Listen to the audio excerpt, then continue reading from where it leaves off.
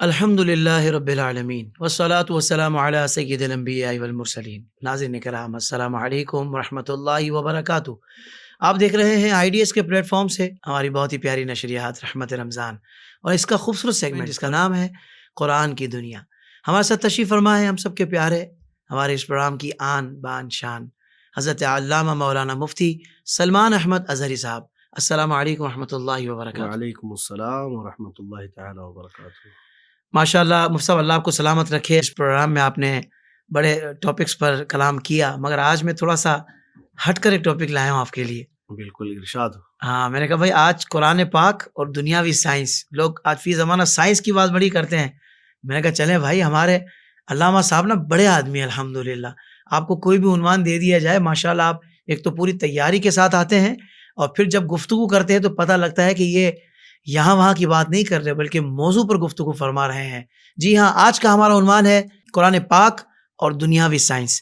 قبلہ مفتی صاحب، فی زمانہ لوگ جیسے جیسے ترقی ہو رہی ہے، مجھے ایسا لگتا ہے کہ لوگوں کی سوچ کی تنزلی ہو رہی ہے۔ جب سائنسی ایجادات نہیں تھی اس وقت لوگ قرآن و حدیث کی بات کو مطلب جیسے نا کہ بظاہر وہ اتنی زیادہ وہ کہتے نا ترقی نظر نہیں آ رہی، پر وہ ہر بات کو سمجھتے تھے اور مانتے تھے، حضور کے علم غیب کے حوالے سے بھی یا دیگر جو بھی معاملات ہیں جو شانیں بیان ہوئی ہیں۔ مگر جیسے جیسے سائنس ترقی کر رہی ہے، بندہ یہاں بیٹھ کر موبائل کے ذریعے ایک چھوٹی سی معمولی سی ڈیوائس کے ذریعے امریکہ میں ویڈیو کال پہ بات کرتا ہے، تو اس دور میں بھی لوگ مطلب قرآن کی بات سے انکاری نظر آتے ہیں، تو یہ حیرت ہوتی ہے۔ مفتی صاحب، آج میرا سوال یہ ہے، کیا سائنس اور قرآن پاک کی تعلیمات یہ کیا دونوں الگ ہیں؟ سائنس کیا اپنے طور پر کوئی تحقیق لے کر آئی ہے؟ سائنس کا کوئی اپنا علم ہے جو پہلے قرآن میں موجود نہیں تھا؟ میرا بنیادی سوال یہ ہے کہ قرآن پاک میں تو ہر شے کا علم ہے، ہر خشکی اور ہر تر کا بیان ہے، تو کیا جو سائنسی ایجادات ہیں یا جو سائنسی علم ہے اس کا بیان بھی پہلے سے قرآن میں موجود ہے یا نہیں؟ الحمدللہ وکفا وسلام علی حبیبہ المصطفیٰ، اما بعد فاعوذ باللہ من الشیطان الرجیم، بسم اللہ الرحمن الرحیم۔ اللہم صل علی سیدنا و مولانا محمد معدن الجود والکرم وآلہ وصحبہ وبارک وسلم صلاۃ دائمۃ سرمدا ابدا۔ آمین۔ آپ نے جو موضوع آج چھیڑا ہے یقیناً یہ کرنٹ ایشوز میں سے ہے، کیونکہ سائنس جو ہے وہ ایک علم ہے، ایک فن ہے، اور آپ نے یہ پوچھا کہ قرآن پاک کی تعلیمات اور سائنس کی ایجادات ان کے درمیان کیا فرق ہے۔ دیکھیں، قرآن پاک سارے علوم کا سر چشمہ ہے، قرآن پاک سارے علوم کا خزانہ ہے۔ واہ۔ اور جب رب تبارک و تعالیٰ نے فرمایا وَلَا رَطْبٍ وَلَا يَابِسٍ إِلَّا فِي كِتَابٍ مُبِينٍ، کوئی خشکی کی چیز ایسی نہیں یا تری کی کوئی ایسی چیز نہیں جس کو ہم نے بیان نہ کیا ہو۔ اللہ اکبر۔ تو جب ساری چیزوں کا بیان قرآن پاک میں ہے تو پھر سائنس کا بھی ہوگا، چیز ہی تو ہے۔ یہ جو ایجادات ہوں ان کے متعلق اشارات، کنایات اور آیات میں ملتا ہے، لیکن ہم اس کے قائل نہیں ہیں کہ سائنس کو اور قرآن کو تطبیق دے کر کے یعنی یہ ثابت کرنے کی کوشش کرے کہ قرآن پاک سائنس کے ہی برابر ہے۔ قرآن اللہ کی کتاب ہے، اللہ کا کلام ہے اور اللہ کا علم ہے، آپ کس سے کمپیئر کر رہے ہو؟ کیا بات ہے مفتی صاحب۔ سائنس جو ہے ایک علم ہے اور ایک فن ہے، لوگوں کا ذہن جیسے جیسے بڑھتا جائے گا اس میں ترقیات ہوتی جائیں گی اور ایجادات ہوتے رہیں گے، اور قرآن اللہ کا کلام ہے۔ جی ہاں، ضمناً اگر کچھ باتیں آپ کے متعلق آتی ہیں تو ہم اس کو بیان کر دیں گے۔ کبھی کبھار ایسا ہوگا کہ سائنس کوئی فارمولہ لے کر چل رہی ہو اور قرآن کے نظریے سے اس کا ٹکراؤ ہو رہا ہو، تو یہیں آ کر کے لوگ جو ہے بلیم کرتے ہیں، یہ قرآن جو ہے پرانی چیزیں ہیں اور اسلام کے یہ پرانے معاملات ہیں، سائنس تو یہ کہتا ہے قرآن میں یہ ہے۔ اللہ۔ مثال کے طور پر سائنس کا نظریہ پہلے، جیسے ابھی آج کے دور میں کہوں کہ زمین جو ہے گھومتی ہے، گردش زمین کا یہ نظریہ جو ہے سائنس کا آج بھی موجود ہے، اور یہ کہتے ہیں کہ قرآن کے نظریہ سے اس کا ٹکراؤ ہے، قرآن میں ایسی چیز موجود نہیں ہے۔ قرآن میں سورج کے نکلنے اور ڈوبنے کا ذکر ہے، زمین کے ساکن ہونے کا، جیسے فقہائے کرام اور علماء اسلام نے بھی اس کی تائید کی، اور اعلیٰ حضرت فاضل بریلوی رحمۃ اللہ تعالیٰ علیہ نے پوری کتاب تحریر فرمائی۔ اب صرف نظر اس سے میں یہ کہتا ہوں جہاں اس طرح کی ٹکراؤ والی صورتیں آتی ہیں تب وہ اچھل کود زیادہ کرتے ہیں ہوں، کہ سائنس ایک الگ چیز ہے، نئی چیز ہے، اور قرآن تو یہ پرانی چیز ہے. ہم کہتے ہیں تھوڑے دن انتظار کرو، ہوں، پھر کوئی اور آئے گا، نظریہ بدل جائے گا، او ہو، تحقیقات بدل جائیں گی، اچھا، واہ واہ، اور پہلے والے نظریے کو ترک کر دیا جائے گا، نئے والے نظریے کو پھر لے لیا جائے گا. سائنس کا یہی دستور چلا ہے. جی، لیکن قرآن کے ساتھ یہ نہیں ہوگا. لا تبدیل لکلمات اللہ. جو قرآن کا نظریہ ہے، جو قرآن کی آیات ہیں، وہ اٹل ہیں، وہ صبح قیامت تک اس میں کوئی رد و بدل نہیں ہے. کیا بات ہے مفتی صاحب، واہ واہ واہ، ڈاروین کا نظریہ تھا، پہلے سائنٹسٹ ہے بڑا، کہ انسان جو ہے وہ ایولیوشن سے، یعنی بندر سے اس کی ایجاد ہوئی ہے. لیکن بعد میں پھر آ کر کے اس نظریے کا انکار بھی کر دیا گیا. صحیح، اور پھر آئنسٹائن کے زمانے میں جو نظریہ بنا، تو یہ سائنسدانوں کی بات میں کہہ رہا ہوں کہ ایک نظریہ پہلے بنا لیا جاتا ہے ان کی تحقیق کے مطابق، پھر دوسرا سائنسدان نئی تحقیق کرتا ہے، پہلے نظریے کو باطل کر دیا جاتا ہے. صحیح، تو سائنس تو ترقیات کے راستے پر چل رہی ہے، تو آمنا صدقنا کہنا اس سائنس کے ہر نظریے پر، یہ تو تمہارا مزاج ہے. ہم تو قرآن کے ان محکم اصولوں کے اوپر چلیں گے جو اللہ کا کلام ہے. بہت اچھے، واہ واہ، ہاں، اگر قرآن پاک کے اصولوں اور اس کے نظریات سے میل کھاتی ہوئی تمہاری بھی تحقیقات ہے تو ہم اس کا بھی استقبال کرتے ہیں. بہت اچھے، ایسا نہیں ہے کہ ہم سائنس کا انکار کرتے ہیں، سائنس کو نکارتے ہیں. ہم یہ نہیں کہتے کہ سائنس کو ہم مانتے ہی نہیں ہیں. نہیں، وہ نظریات قابل قبول ہیں، بلکہ ہم تو یہ کہیں گے کہ آپ نے تحقیق کی ہے، اور اس زمانے کے کسی سائنسدان نے تحقیق کر کے لوگوں کو بتایا ہے کہ یہ نئی تحقیق ہے، تو ہم اس کو قرآن سے بتاتے ہیں کہ یہ قرآن پاک میں موجود ہے، تم نے اور اس کو اجاگر کر دیا. بہت اچھے مفتی صاحب، واہ واہ واہ، مثال کے طور پر ہم آگے بڑھتے ہیں. قرآن پاک میں جیسے آپ سائنسی علوم کی اگر آپ بات کرتے ہیں، جی، تو سائنس جو ہے نا، خاص کسی ایک علم کا بھی نام نہیں، اس کے شعبے ہیں صحیح، بہت سارے، اتنے تنوعات ہیں اس کے اندر، اتنی شاخیں ہیں کہ میں آج حصار نہیں کر پاؤں. اب فار ایگزامپل سائنس کی ایک شاخ ہے کہ جانوروں کا علم ہے، زولوجی جس کو کہتے ہیں. پیڑ پودوں کا علم ہے جس کو بوٹانی کہتے ہیں. فلکیات کا ہے جس کو آسٹرونومی کہتے ہیں. اور پھر ارضیات کا بھی علم ہے، آسٹرولوجی ہے، ستاروں کے متعلق فلکیات اسی میں سب آ گئے. اور اس کے علاوہ پھر جو ہے انسان کی طبیعیات ہیں، جو بایولوجی ہیں. تو یہ سارے شاخیں ہیں الگ الگ سائنس کی. اب ہر شاخ کے متعلق اگر میں گفتگو کروں، قرآن پاک کی کچھ نہ کچھ آیتیں اور آپ کو اس میں سے تلمیحات، اشارات میں آپ کے سامنے رکھ سکتا ہوں. بہت اچھے. اب مثال کے طور پر اس زمانے میں اگر سائنس یہ دعویٰ کرتا ہے، آسٹرونومی جو مطلب فلکیات سے تعلق رکھنے والے جو سائنسدان ہیں، ان کی بہت ساری تحقیقات ہیں. آسمانوں کا کیا مزاج ہے، ان میں جو گیلیکسی ہیں، سٹارز ہیں، ان کی سائز کیا ہے، وہ کتنا بڑھ رہے ہیں، گھٹ رہے ہیں. یہ آپ اخبارات میں بھی سنتے رہے ہوں گے، نیوز میں بھی یہ ساری چیزیں آتی رہتی ہیں. جی جی. تو اب ایک مثال ہی اگر میں آپ کے سامنے رکھوں کہ دنیا کے وجود کے سلسلے میں سائنس کا نظریہ یہ ہے کہ ایک بگ بینگ ہوا تھا، یعنی بہت بڑا جھٹکا ہوا تھا، جس کے بعد جو ہے یہ کہکشاں پورے وجود میں آئے اور پھر کائنات بنی، چیزیں بنی. بگ بینگ کا تذکرہ وہ اتنے زور و شور سے کیا جاتا ہے کہ ایک، اور اس کی بھی مدت جو بتائی جاتی ہے وہ 13 کروڑ سال پہلے کی.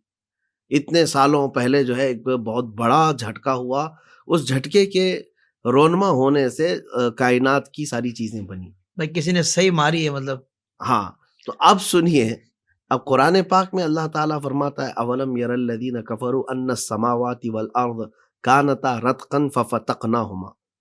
کیا کافر یہ نہیں دیکھتے کہ زمین و آسمان ملے ہوئے تھے، ہم نے اس کو جھٹکے سے الگ کیا ہے. واہ. تو اگر واقعی ایسی کوئی چیز سائنس کے نظریے سے ہے تو قرآن پاک میں بھی یہ ہے کہ اس کو، زمین و آسمان کو جو الگ کرنے والا ایک دھماکہ ہوا ہے. ہم قرآن پر یقین رکھتے ہیں، میں بار بار اس کا اعادہ کر رہا ہوں. یہ ضروری نہیں ہے کہ سائنس نے یہ کہا ہے تو ہم قرآن کی تفسیر اب سائنس سے کرنے لگ گئے، ایسا نہیں ہے. قرآن پاک میں اگر اس کا تذکرہ ملتا ہے تو ہم اس کو عرض کرتے ہیں. آج کی تحقیقات ہے تمہاری بگ بینگ پر، تو ایسا ایمان لیے بیٹھے ہوئے ہو جیسے لگتا ہے کہ 13 کروڑ سال پہلے ان کے دادا نے دیکھا ہوگا، پر دادا نے دیکھا، اس پر تو ایمان ہے ان کا. لیکن ہم جب یہ کہتے ہیں کہ نہیں، کائنات کو اللہ تبارک و تعالیٰ نے اس انداز سے پیدا کیا، تب پھر وہ کہتے ہیں یہ کہانیاں ہیں. یعنی سائنس جو بولے وہ کہانی نہیں ہے. اللہ کے کلام میں جو باتیں آئیں، رسول پاک نے جو سنا ہے وہ کہانی ہو گئی. یہ تو عناد ہے ان لوگوں کا جو اسلام پر دشنام ترازی کرتے ہیں. بہرحال ابھی ہمارا موضوع یہ نہیں ہے، وہ مخالفین اسلام کے جو اعتراضات ہیں. اب آگے ہم بڑھتے ہیں. جیسے ایک بہت بڑا سائنسدان ہے اسٹیفن ہاکنگ نام کا، 1925 میں اس نے تحقیق کی اور اس کی کتاب بھی ہے. کتاب کا نام ہے brief time of the history. اس میں اس نے کہا ہے کہ کائنات کی جو ہم دیکھ رہے ہیں آسمانوں کو، یہ پھیل رہی ہیں. آسمانوں کے متعلق جو اسٹرونومی تھا ہے تو آسمان پھیل رہے ہیں. اب قرآن کی آیت دیکھیے آپ. رب تبارک و تعالیٰ فرماتا ہے وَالسَّمَاءَ بَنَيْنَاهَا بِأَيْدٍ وَإِنَّا لَمُوسِعُونَ.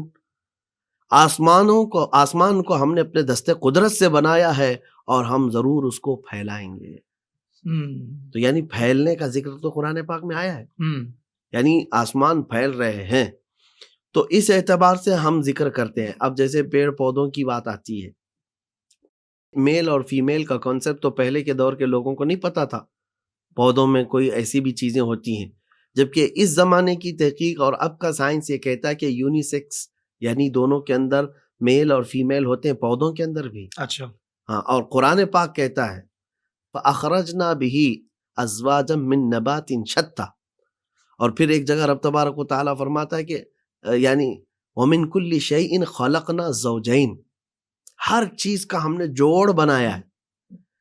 اور نباتات کے متعلق رب تعالیٰ فرماتا ہے کہ مختلف یعنی میل اور فیمیل کے ساتھ ان کو بنایا گیا ہے. تو 1400 سال پہلے عرب میں نازل ہونے والا یہ قرآن میل اور فیمیل کا کانسیپٹ دے رہا ہے. تو اس وقت کی جہالت کے لیے تو ایک نئی چیز تھی یہ. جی. تو اب مجھے بتاؤ سائنس آج کے دور میں ابھی 200-300 سال پہلے کی یہ تحقیقات ہوں گی زیادہ سے زیادہ، اور قرآن پاک کے پاس یہ 1000 سال سے پہلے موجود ہے. واہ. تو آپ جو کہہ رہے ہیں کہ قرآن پاک میں یہ سائنسی علوم، میں کہتا ہوں کہ سائنس جو ہے جتنی ترقی کرے گا اللہ کے کلام کی باریکیاں لوگوں کے درمیان اور اجاگر ہوتی جائیں گی. کیا بات ہے مفتی صاحب. قرآن کے رموز اور اس کے اسرار اس کو لوگ اور سمجھتے چلے جائیں گے. واہ واہ. بس یہ ہے کہ چشمہ اتار دیں حسد کا، تعصب کی عینک سے دیکھا جائے تو پھر ان کو ہر چیز بری لگے گی. یہ تو ہو گئی بوٹانی جس کو کہتے ہیں یعنی پیڑ پودوں کا. زولوجی جس کو جانوروں کا ایک علم کہا جاتا ہے، باضابطہ ایک شعبہ ہے، فیکلٹی ہے. جیسے حیوانیات جو ہوتے ہیں ان کے سلسلے میں پڑھایا جاتا ہے. اس میں خاص طور پر آپ کو میں بتاؤں پرندوں کے اوپر تحقیق کرنے والا ایک بہت بڑا سائنسدان ہے.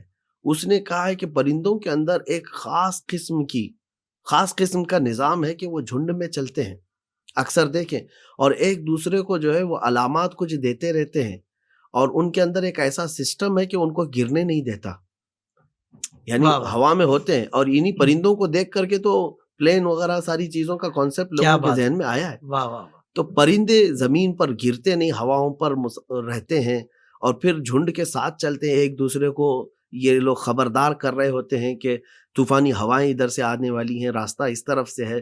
ان کا کنیکشن ہے. یہ ایک سائنسدان نے تحقیق کر کے زولوجی سے تعلق رکھنے والی بات سائنس کی. اور قرآن میں رب تعالیٰ فرماتا ہے الم یروا الی الطیر مسخرات فی جو السماء.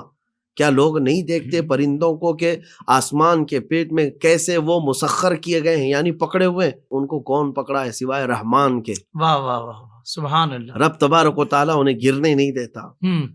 وما من دابة في الارض ولا طائر يطير بجناحيه الا امثالكم. یہ بھی قرآن پاک میں ہے. رب تعالیٰ فرماتا ہے زمین پر چلنے والا کوئی جانور اور آسمان میں اڑنے والا کوئی پرندہ ایسا نہیں ہے کہ وہ لوگ اپنی اپنی قومیں رکھتے ہیں، ان کی برادریاں ہیں. تو یہ برادریاں، ان کے خاندان اور ان کی کمیونٹیز کا جو ذکر ہے سائنس تو اس زمانے میں آ کر کہہ رہا ہے کہ ان کی کمیونٹی ہوتی ہیں. شہد کی مکھیوں کے متعلق جو ہے ایک بڑا سائنسدان ہے وان فرچ نام سے، جس کو نوبل پرائز بھی ملا ہوا ہے.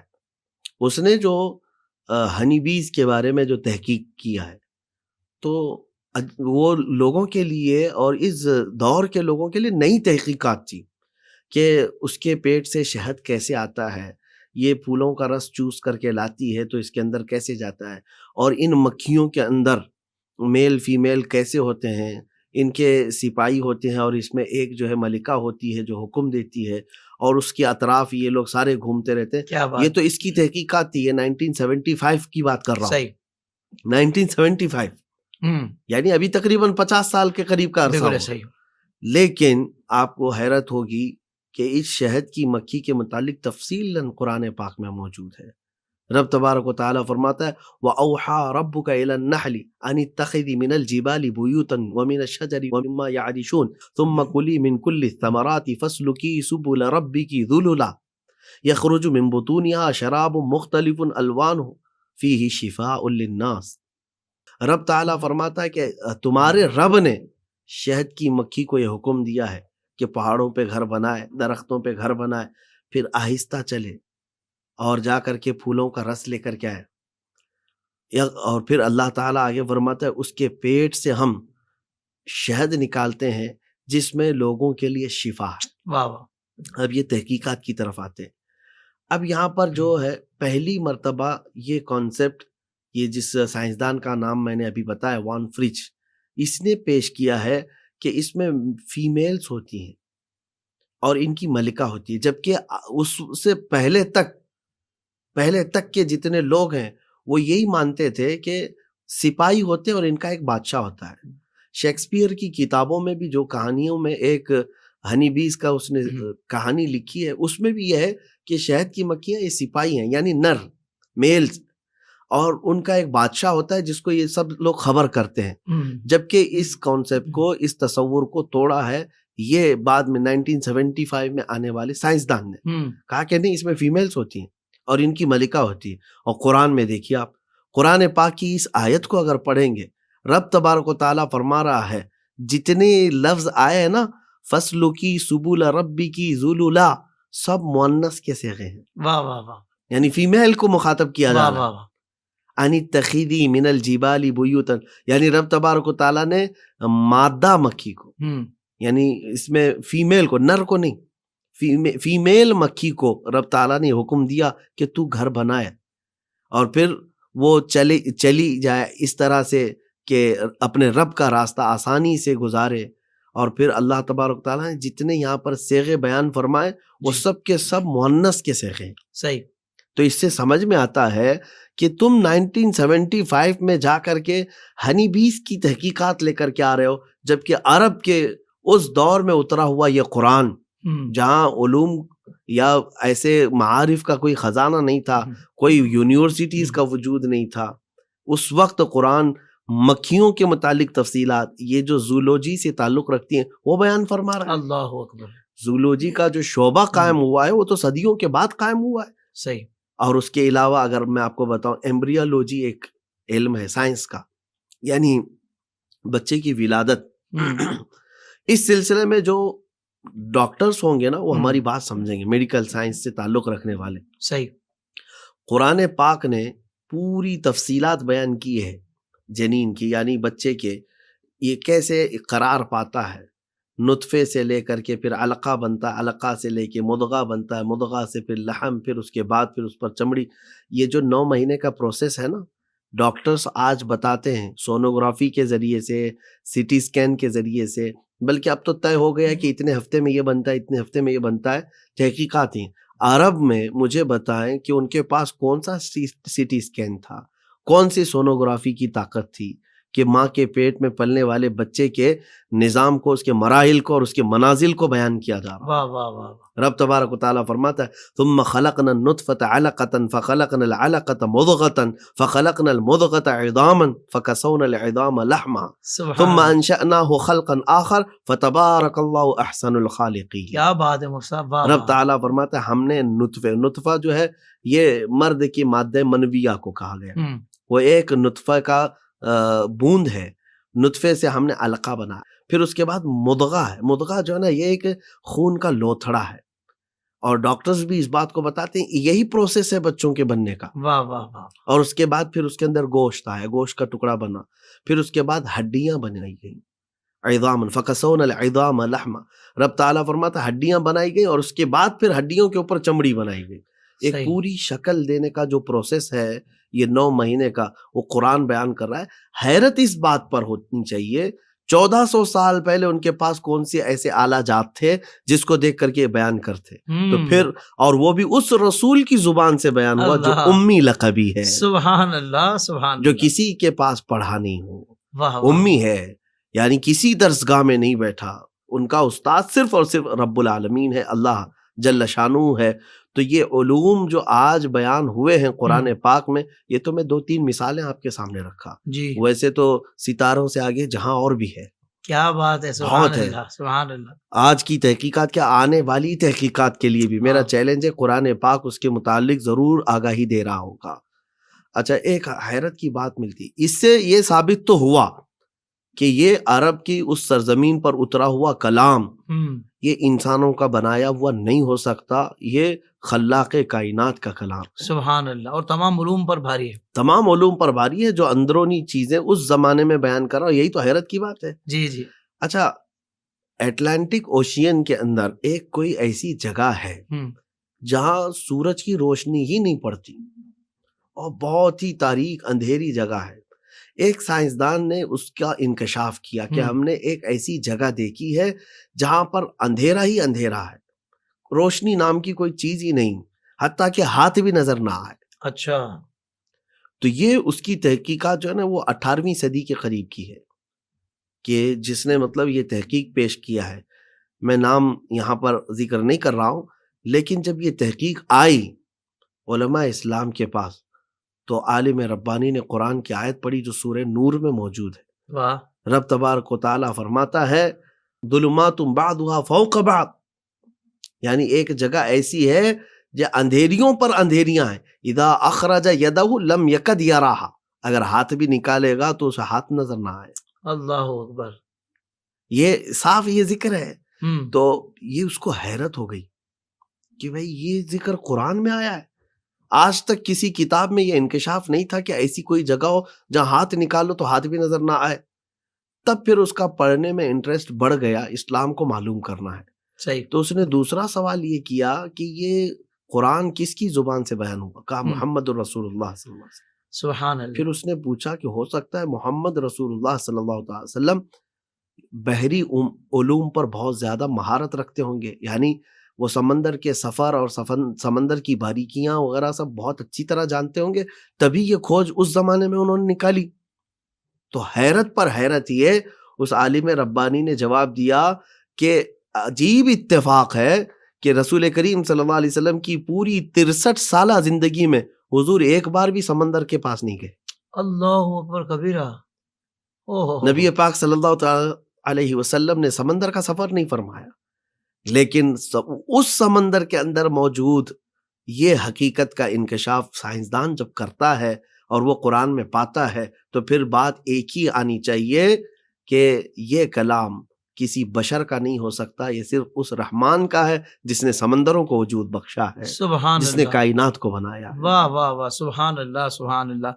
مفتی صاحب اب یہ ارشاد فرما دیں کہ آپ نے جو گفتگو فرمائی ہے اس کے تناظر میں یہ سوال کرنا چاہتا ہوں کہ کیا قرآن آج کے سائنس کی مکمل تائید کرتا ہے یا پھر مسلمانوں کو سائنسی نظریہ بالکل ہی چھوڑ کر اور اسلام کا نظریہ ہی اپنانا چاہیے؟ نہیں, دونوں بھی چیزیں الگ الگ ہیں. صحیح.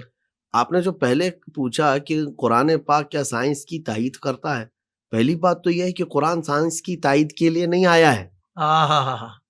قرآن میں نے شروع میں ہی کہا کہ یہ رب تبارک و تعالیٰ کا کلام ہے اور اس کی صفت ہے جس نے پوری کائنات کو بنایا اور یہ بندوں کی ہدایت کے لیے آیا ہے. سوال تو یہ کریں آپ کہ وہ سائنس قرآن کی تائید کرتا ہے کہ نہیں؟ وہ سائنس کو ہم مانیں گے. ہاں, آپ یہ الٹا سوال کر رہے ہیں کہ قرآن کیا سائنس کی تائید کرتا ہے؟ قرآن کیوں تائید کرے؟ سائنس سے آپ جا کر کے پوچھیں کہ تمہارا پورا سائنس قرآن کی تائید کرتا ہے یا نہیں, تو وہ کہیں گے کہ ہاں بہت ساری جگہوں پر قرآن کی تائید ہے. اس کے اندر قرآن میں جو بیان کیا گیا وہ ہمارے سائنسی انکشافات میں آج نہیں منکشف ہوا تو انتظار کرو, کل تو آئے گا نظریہ. کیا بات ہے مفتی صاحب, کل تو آئے گا, لیکن وہی نظریہ آئے گا تمہارے پاس بھی جو قرآن کا ہے, کیونکہ یہ محکم کتاب اللہ جل شانہ کی ہے جس نے پوری کائنات کو بنایا. اس میں کوئی بھی چیز اونچ نیچ نہیں ہے. صحیح. اللہ تعالیٰ نے خود قرآن پاک میں فرمایا الحمدللہ الذی انزل علی عبدہ الکتاب ولم یجعل لہ عوجا. جی, تمام تعریفیں اس اللہ کے لیے جس نے اپنے بندے خاص پر کتاب کو اتارا اور اس میں ہلکی کجی بھی نہیں رکھی، ٹیڑھا پن نہیں رکھا، واہ واہ سیدھا واہ، کلام ہے، سبحان اللہ سبحان اللہ. سیدھا کلام ہے. تو یہ کلام کی جو معلومات ہیں وہ آج یا کل ان لوگوں پر بھی منکشف ہوں گے. اچھا، اب دوسرا سوال آپ کا یہ تھا کہ کیا مسلمانوں کو سائنس چھوڑ ہی دینا چاہیے اور صرف قرآن پاک کی طرف آنا چاہیے؟ بات تو یہ ہے کہ آپ ٹکراؤ والی صورت جب پیدا کر رہے ہیں تب یہ سوال ہوگا. بہت پیاری بات. ٹکراؤ والی صورت جب پیدا کر رہے ہیں تب سوال ہوگا. دیکھیں، سائنس کی بھی جو تحقیقات ہیں نا، وہ کوئی کسی سائنسدان کے نظریے پر ہی بنی ہوئی. ایسا نہیں ہے کہ اب مثال کے طور پر 1 کروڑ لوگ یہاں پر کسی ملک میں رہ رہے ہیں تو پورے 1 کروڑ لوگوں نے تحقیق کیا ہے اور سب کو منکشف ہو گیا یہ قانون.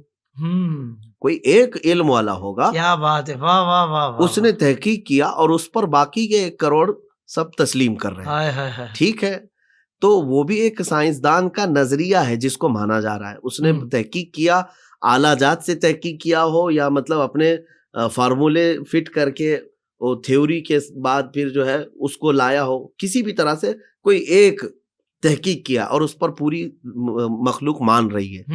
تو جب اس کو مانا جا سکتا ہے تو اللہ کے رسول صلی اللہ علیہ وسلم سید الانبیاء کے اقوال کو کیوں نہیں مان سکتے ہم؟ واہ واہ واہ واہ. تو ٹکراؤ والی صورت یہ جو دنیا لاتی ہے کہ تم سائنس کو نہیں مانتے، قرآن کو مانتے، تم بھی تو کسی ایک سائنسدان کے نظریے کو مان رہے ہو، تم خود بھی تو تحقیق نہیں کیے. مثال کے طور پر ابھی میں آپ کو کہوں کہ سائنسدانوں نے کہا ہے کہ ایک بلیک ہول ہوتے ہیں. بلیک ہول کیا ہے؟ ستارے اپنی عمر گزار کر کے، یعنی ستاروں کی کئی ہزار سال کی عمر ہوتی ہے اور اس کے بعد جب وہ تارا ختم ہونے کے قریب آتا ہے بلیک ہول میں چلا جاتا ہے. صحیح. یہ سائنسدان اس کو تحقیق کے ساتھ پیش کرتے ہیں کہ بلیک ہولز ہیں جہاں ستاروں کی موت ہو جاتی ہے، ختم ہو جاتے ہیں. صحیح. اب میں ان سے پوچھتا ہوں، جتنے بھی لوگ بحث کرتے ہیں، تم نے دیکھا کسی ستارے کو بلیک ہول میں جاتے ہوئے؟ عوام سے میں پوچھ رہا ہوں یا سائنس کے طلباء سے پوچھ رہا ہوں. تمہارے پاس ایک ٹیکسٹ بک میں یہ چیز آ گئی کہ فلاں کا یہ نظریہ ہے، فلاں نے یہ تحقیق کیا ہے، مان رہے ہو آپ؟ کیونکہ ہر ایک کے بس میں نہیں ہے کہ وہ بلیک ہول جا کر کے دیکھے گا. جی. ہر ایک کے بس میں نہیں ہے کہ وہ فلکیات کی ان باریکیوں کو جانے گا. ہاں، کسی ایک کی تحقیق کو تم سب سارے طلباء مان رہے ہو تو تمہیں ان کا ماننا مبارک، ہمیں رسول اللہ صلی اللہ علیہ وسلم کی تعلیمات مبارک. سبحان اللہ. نبی امی صلی اللہ تعالیٰ علیہ وسلم جب بیان فرما رہے ہوں اور ہم اس کو حقیقت میں دیکھ بھی رہے ہیں، حضور کے فرامین وقوع پذیر ہو رہے ہیں، تو پھر ہم یہاں کیوں شک کریں؟ ہمارے پاس حضور اکرم صلی اللہ تعالیٰ علیہ وسلم کی بتائی ہوئی احادیث اور اللہ تعالیٰ کا وہ کلام جو آپ کی زبان سے ہمیں ملا ہے، تو ہم یہ کہیں گے کہ یہ پرفیکٹ اصول ہے، پرفیکٹ قانون ہے. بالکل صحیح. اس کا مطلب یہ ہوا مفتی صاحب کہ کوئی بھی بندہ یہ نہیں کہہ سکتا کہ بھائی یہ تحقیق کو ہم اس لیے مان رہے ہیں سائنسی کہ اس کا علم قرآن و حدیث میں نہیں ہے. بھائی تجھے پتہ نہیں ہے، تجھ تک پہنچا نہیں ہے، تو معلوم نہیں کر سکا. بالکل. یہ والی بات تو کوئی دعویٰ کر ہی نہیں سکتا کہ یہ تحقیق قرآن نے نہیں دی ہے، یہ علم قرآن میں نہیں ہے. یہ اپنے ظرف کی بات ہے کہ تمہاری تحقیق وہاں تک نہیں پہنچی، قرآن کا قصور نہیں ہے. اللہ اکبر. سبحان. قرآن میں تو سارے علوم موجود ہیں. اب یہ ایسا سمندر ہے، دیکھیں سمندر کے پاس کئی طرح کے لوگ جاتے ہیں. صحیح. کچھ وہ ہیں جو تیر کر کے واپس آ جاتے ہیں، کچھ تو صرف پیر چھوڑ کر کے آ جاتے ہیں، اور کچھ وہ ہیں جو غوطہ لگا کر کے سیپیوں سے موتی بھی نکال لاتے ہیں. کیا کہنے. واہ واہ واہ. تو سمندر کے پاس جانے والوں کی الگ الگ اقسام ہیں. کچھ تو دور کھڑے ہو کر نظارہ دیکھ کے آتے ہیں. تو قرآن جو ہے علوم کا سمندر ہے. واہ واہ. دور کھڑے ہو کر نظارہ کرنے والوں کی ایک جماعت ہے، تلاوت کر کے اس کا تھوڑا لطف اٹھانے والوں کی ایک جماعت الگ ہے، ترجمہ پڑھ کر کے معنی سمجھنے والوں کی ایک جماعت الگ ہے، وہ تیرنے والے لوگ ہیں. لیکن اس میں غوطہ لگا کر کے اس کے اندر کی موجود سیپیوں میں سے موتی نکالنے والے ائمہ مجتہدین کی بھی جماعت ہے. کیا بات ہے مفتی صاحب، سبحان اللہ. تو یہ تو تمہارے ذہن کی بات ہے کہ جس طرح سے آپ کا جتنا اس میں قرآن پاک میں انٹرسٹ بڑھتا جائے گا اتنی معلومات آپ کی آتی جائے گی. سبحان اللہ. مفتی صاحب آپ کی اس گفتگو کے دوران میرا دل چاہ رہا ہے کہ میں دعا کر لوں کہ اللہ تبارک و تعالی ہمیں قرآن کی معرفت عطا فرمائے اور قرآن کے اسرار اور رموز ہمیں سکھا دے. بلکہ بھائی جو لوگ سائنس پڑھ رہے ہیں یا پڑھ چکے ہیں، جو سائنس سے متاثر بھی ہیں، جو اہل ایمان ہیں، وہ یہ دعا کریں بالخصوص کہ اللہ تعالیٰ انہیں قرآن کی معرفت کا نور عطا فرمائے. اللہ تعالیٰ اپنے کلام کے اسرار اور رموز انہیں سکھا دے. ویسے ہی آپ لوگ ذہین ہیں، جو میں سمجھ رہا ہوں. اگر واقعتاً ذہین ہے تو آئیے، قرآن آپ کو بلا رہا ہے، آپ کو دعوت فکر دے رہا ہے کہ قرآن میں سب کچھ ہے.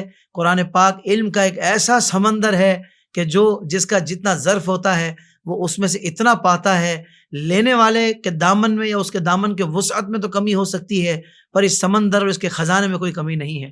وہ سب ایسا ہی ہے نا؟ بالکل بالکل بجا فرمایا. اللہ آپ کو جزائے خیر عطا فرمائے.